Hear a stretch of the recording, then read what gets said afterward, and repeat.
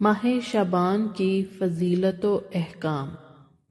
شعبان ایک مہینے کا نام ہے۔ اسے شعبان اس لیے کہا جاتا ہے کہ اس ماہ میں عرب پانی تلاش کرنے نکلے تھے، اور ایک قول یہ بھی ہے کہ وہ جنگوں میں نکلتے تھے، اور ایک قول یہ بھی ہے کہ اس مہینہ کو رجب اور رمضان کے مابین ہونے کی وجہ سے شعبان کہا جاتا ہے۔ عائشہ رضی اللہ عنہا بیان کرتی ہیں کہ رسول صلی اللہ علیہ وآلہ وسلم روزے رکھتے تو ہم یہ کہتے کہ اب وہ روزے نہیں چھوڑیں گے، اور جب آپ روزے نہ رکھتے تو ہم یہ کہتے کہ اب رسول اللہ صلی اللہ علیہ وآلہ وسلم روزے نہیں رکھیں گے۔ میں نے نبی اکرم صلی اللہ علیہ وآلہ وسلم کو رمضان کے علاوہ کسی اور مہینہ میں مکمل مہینہ روزہ رکھتے ہوئے نہیں دیکھا، اور میں نے انہیں شعبان کے علاوہ کسی اور مہینے میں زیادہ روزے رکھتے ہوئے نہیں دیکھا۔ صحیح بخاری 1833۔ مسلم شریف کی ایک روایت میں ہے کہ نبی اکرم صلی اللہ علیہ وآلہ وسلم شعبان کے مہینے میں تقریباً سارا مہینہ ہی روزہ رکھا کرتے تھے۔ مسلم 1957۔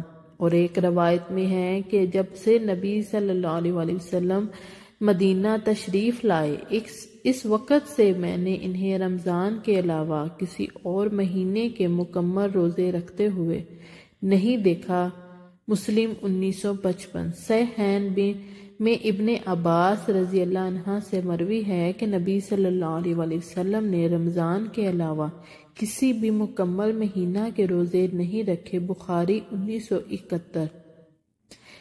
ابن عباس رضی اللہ عنہ رمضان کے علاوہ کسی بھی مکمل مہینے کے روزے رکھنا مکروہ سمجھتے تھے۔ حافظ ابن حجر رحمۃ اللہ علیہ کہتے ہیں نبی صلی اللہ علیہ وآلہ وسلم کے نفلی روزے باقی سب مہینوں سے زیادہ ہوتے تھے، بلکہ نبی صلی اللہ علیہ وآلہ وسلم شعبان کے مہینہ میں اکثر ایام روزے رکھا کرتے تھے۔ اسامہ بن زید رضی اللہ عنہ بیان کرتے ہیں کہ میں نے رسول اکرم صلی اللہ علیہ وآلہ وسلم سے کہا، اے اللہ کے رسول صلی اللہ علیہ وسلم، میں دیکھتا ہوں کہ آپ باقی مہینوں میں اتنے روزے نہیں رکھتے ہیں جتنے شعبان میں رکھتے ہیں۔ تو رسول صلی اللہ علیہ وآلہ وسلم فرمانے لگے، یہ ایسا مہینہ ہے جس میں لوگ غفلت کا شکار رہتے ہیں، یہ مہینہ رجب اور رمضان کے مابین ہے، اور یہ ایسا مہینہ ہے جس میں اعمال اللہ رب العالمین کے ہاں اٹھائے جاتے ہیں، اور میں یہ پسند کرتا ہوں کہ میرے اعمال روزے کی حالت میں اٹھائے جائیں۔ اسے نسائی نے روایت کیا ہے، صحیح الترغیب و ترہیب صفحہ 425 میں۔ ام المؤمنین صدیقہ رضی اللہ عنہ فرماتی ہیں کہ حضور صلی اللہ علیہ وآلہ وسلم کو شعبان سے زیادہ کسی مہینے میں روزے رکھتے ہوئے نہیں دیکھا۔ حضرت انس رضی اللہ عنہ بیان کرتے ہیں کہ نبی کریم صلی اللہ علیہ وآلہ وسلم سے سوال کیا گیا کہ سب سے افضل نفلی روزے کون سے ماہ میں ہیں؟ فرمایا شعبان میں۔ آپ صلی اللہ علیہ وآلہ وسلم نے فرمایا، جو شخص ماہ شعبان میں 3 روزے رکھتا ہے اور پھر وہ مجھ پر صلاۃ و سلام پڑھتا ہے تو اللہ تعالیٰ اس کے تمام گزشتہ گناہ معاف فرما دیتا ہے اور اس کے رزق میں برکت فرماتا ہے۔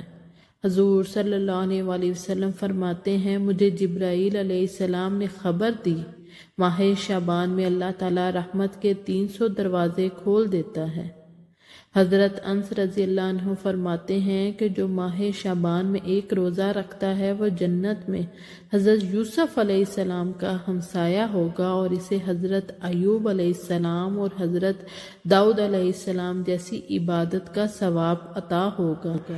مانگ لو مانگ لو چشم تر مانگ لو، مانگ لو مانگ لو چشم تر مانگ لو، درد دل اور حسن نظر مانگ لو، کملی والے کی نگری میں گھر مانگ لو، مانگنے کا مزہ آج کی رات ہے، عرش پر دھوم ہے فرش پر دھوم ہے وہ بدبخت جو آج محروم ہے، پھر یہ آئے گی شب کس کو معلوم ہے، ہم پہ لطف خدا آج کی رات ہے۔